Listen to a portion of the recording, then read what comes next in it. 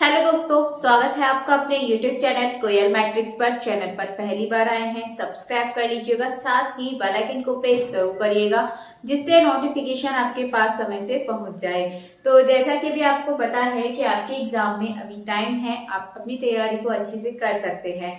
तो अभी हम मानकर चल सकते हैं कि 4 मंथ्स आपके पास हैं जिसमें आप अपनी तैयारी को बहुत अच्छे से कर सकते हैं। एंड इन 4 महीने के अंदर अंदर कैसे आप ज्यादा से ज्यादा नंबर गेन करने की प्लानिंग कर सकते हैं।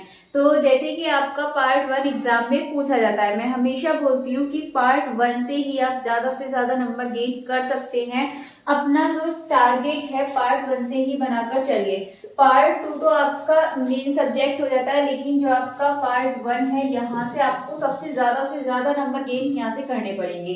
तो यहाँ से आप अपना टारगेट बना के चलेंगे 75 प्लस का, ठीक है। कम से कम आपको 75 प्लस का यहाँ से टारगेट बनाकर चलना है, जिससे बहुत सारी चीजें आपके लिए आसान हो जाएंगी। यदि आप 75 प्लस यहाँ से गेन करते हैं तो फिर आप अपने पार्ट 2 में अपने टाइम के अकॉर्डिंग जितना भी आए वो आपके लिए एक सेफ स्कोर रह सकता है, यदि आप यहाँ से 75 प्लस कर लें तो। अब इसके बाद जैसे कि आपके टोटल 5 टॉपिक, यानी कि उसमें आपसे 5 चीजें पूछी जाती हैं: reasoning, maths, Hindi, English and GK. अब ये 5 जो सब्जेक्ट है, आप इनको किस तरीके से तैयार कर सकते हैं कि आप यहाँ इस स्कोर तक पहुंच जाएं, ठीक है। तो आइए चलिए बात करते हैं। वीडियो को एंड तक जरूर देखिएगा एंड अगर अच्छी लगती है तो प्लीज ज्यादा से ज्यादा लाइक कमेंट शेयर भी कर दीजिएगा। तो सबसे पहले यदि रीजनिंग की बात करें तो रीजनिंग को आप किस तरीके से कर सकते हैं, तो इसके लिए सबसे अच्छा तरीका है रीजनिंग की जितनी भी हो सके आप ज्यादा से ज्यादा प्रैक्टिस करते रहिए, ठीक है। ज्यादा नहीं तो डेली का अभी से भी आप आधा घंटा दे सकते हैं। यदि आप पहले पढ़ चुके हैं तो आपके लिए आधा घंटा काफी है। यदि आप डेली के 20 क्वेश्चन सॉल्व करें, डेली के आप 20 क्वेश्चन सॉल्व कर सकते हैं, इतना भी आपके लिए काफी रहेगा। क्योंकि अभी एग्जाम में टाइम है और ज्यादा टाइम आप नहीं दे पा रहे हैं, तो रीजनिंग डेली आप आधा घंटे यानी कि 20 क्वेश्चंस के लिए टाइम दीजिए। वैसे तो आधा घंटा नहीं लगना चाहिए, 20 क्वेश्चंस नहीं ज्यादा क्वेश्चंस करने चाहिए, बट अभी आप इतना प्रैक्टिस कर सकते हो, जितने प्रीवियस ईयर क्वेश्चंस है आप उनको कर सकते हो। वहां से आप देखिए किस तरीके से आपसे रीजनिंग में क्वेश्चंस पूछे जाते हैं। तो कम से कम डेली का आधा घंटा दीजिए और 20 क्वेश्चंस आपको प्रीवियस ईयर क्वेश्चंस भी करके देखने हैं, इससे अलग भी आपको करके देखना है आधा घंटे के अंदर अंदर, ठीक है। ज्यादा टाइम नहीं दे पा रहे हैं तो आधा घंटा आपको देना ही देना है डेली का। इसके बाद मैथ्स, तो आपको मैथ्स का मान के चलना, इसके लिए भी आप प्रीवियस ईयर क्वेश्चंस कीजिए जितना भी हो सके। इसके लिए भी आपको क्या करनी है, प्रैक्टिस करनी है।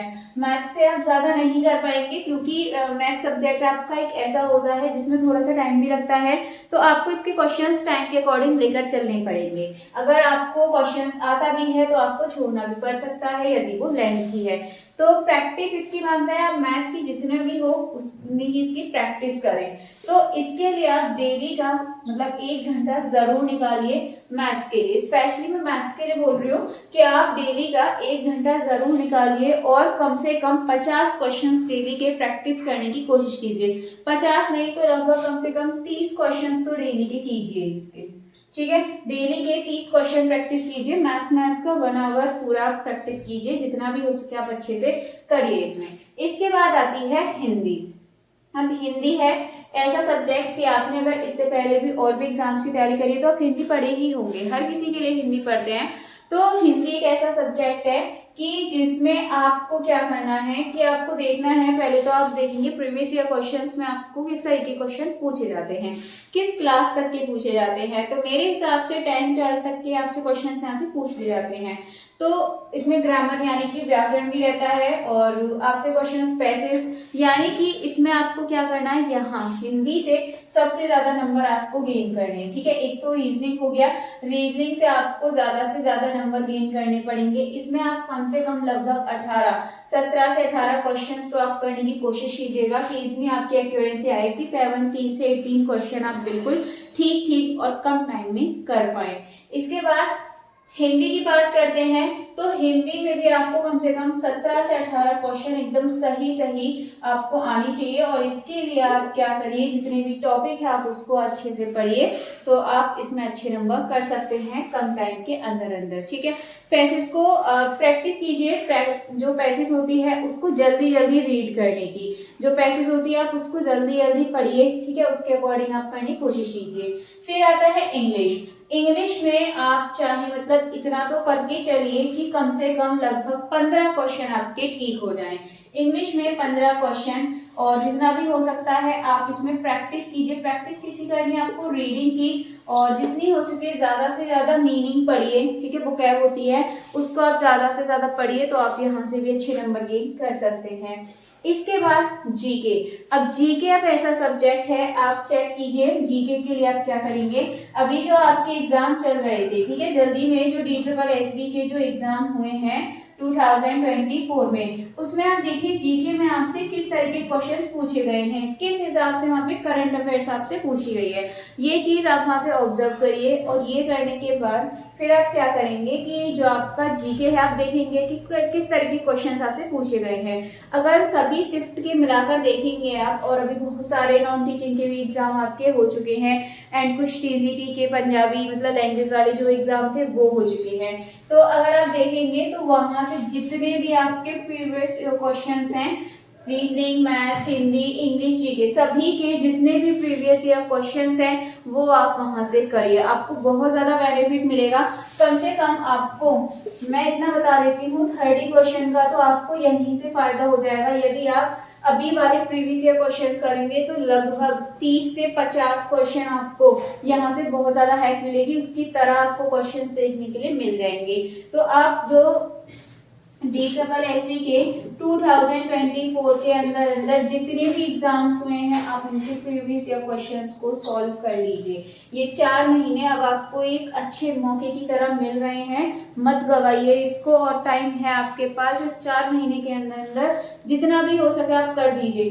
2024 में आप जितनी भी जीके आई है उसको पढ़िए। देन उससे अलग आपके जो पहले DSSB में जितने भी पूछे हैं उसकी रीजनिंग, मैथ, हिंदी, इंग्लिश सब अच्छे से कर दीजिए, यदि आपको इसमें अच्छे एग्जाम में अगर मार्क्स चाहिए तो, क्योंकि यही है आपका जो सिलेक्शन दिलाने वाला है। पार्ट 1 से ही आपका सिलेक्शन तय होने वाला है। यदि आप इसमें 75 से 80 के बीच स्कोर करते हैं तो आप फिर बहुत सेफ स्कोर के अंदर आ जाएंगे। यदि आप इतना स्कोर कर लेते हैं तो बहुत अच्छे से अपनी तैयारी कर दीजिए। अगर आपका भी फोकस पार्ट 2 यानी कि अपने सब्जेक्ट पर नहीं है, वैसे तो आपने अपने सब्जेक्ट को एक बार अच्छे से पढ़ लिया होगा, सिलेबस कंप्लीट कर लिया होगा, तो अब आप कर लीजिए पार्ट 1 पे फोकस, एंड पार्ट 2 की जब आपकी डेट आ जाती है तो फिर आप पार्ट 2 पर भी अपना अच्छा फोकस कर सकते हैं। तो इस तरीके से आप डेली का टाइम जरूर दीजिए, आधा आधा घंटा सभी को दीजिए, 1 घंटा इसे दीजिए। इस तरीके से आप लगभग डेली का 4 घंटे का टाइम देकर आप इसकी तैयारी कर सकते हैं पार्ट 1 के लिए बहुत अच्छे से।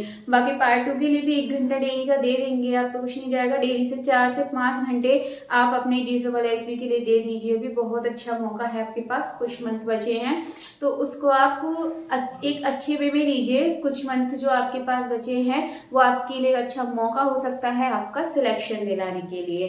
तो फिलहाल तो यही है, आप अपनी तैयारी को अच्छे से करिए और एग्जाम का इंतजार करते रहिए और अपनी तैयारी को अच्छे से करते रहिए। बाकी इसकी जो बुक्स है मैं आपको उसके बारे में भी बता दूंगी, तो नेक्स्ट वीडियो में मैं पार्ट 1 के लिए जो भी बुक्स हैं मैं आपको उसके बारे में बता दूंगी, आप वो बुक्स को देख लीजिएगा। चलिए तो फिर आज की जो वीडियो है इसको यहीं पर खत्म करते हैं। मिलते हैं हमारी कल की वीडियो में कुछ अच्छी सी नई इन्फॉर्मेशन के साथ एंड कुछ पार्ट 1 की बुक्स के साथ। तो तब तक के लिए आप वीडियो को ज्यादा से ज्यादा लाइक, कमेंट, शेयर कर दीजिएगा।